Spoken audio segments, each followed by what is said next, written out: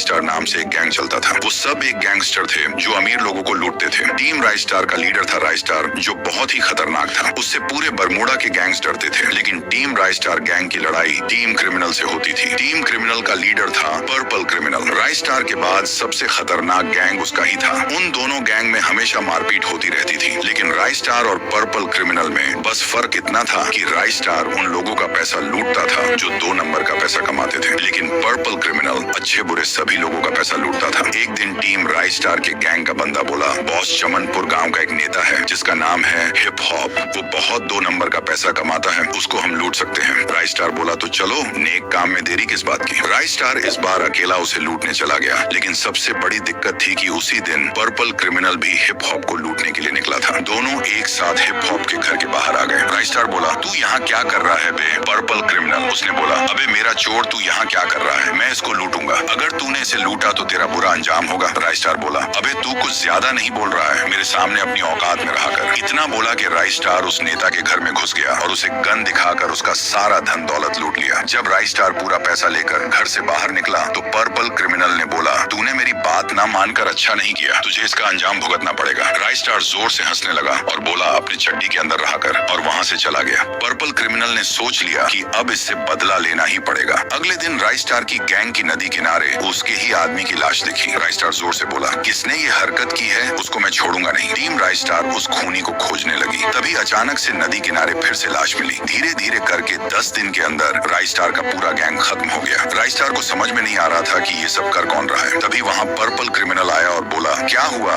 Rice star, कुछ बोल क्यों नहीं रहे हो? मैंने ही तुम्हारे सारे आदमियों को मरवाया था। मैंने बोला था कि मुझसे पंगा मत ले, लेकिन तू नहीं माना। राइस स्टार ने बोला, अबे सूखे टट्टी, मुझे किसी गैंग की जरूरत नहीं, मैं अकेला ही तुम जैसा 50 पे भारी हूँ। पर्पल क्रिमिनल बोला, मैं तुझे पहले ही वार्निंग दे रहा हूँ, आज रात तक तेरा भी खेल खत्म हो जाएगा, इसलिए जितना हो सके उतना चुप कर रहा हूँ। अब पूरे बरमूडा पे सिर्फ मेरा दबदबा चलेगा। अब आगे क्या होगा इस गैंग वॉर में, किसकी जीत होगी, जानने के लिए सब्सक्राइब करके कमेंट में लिखो पार्ट 2।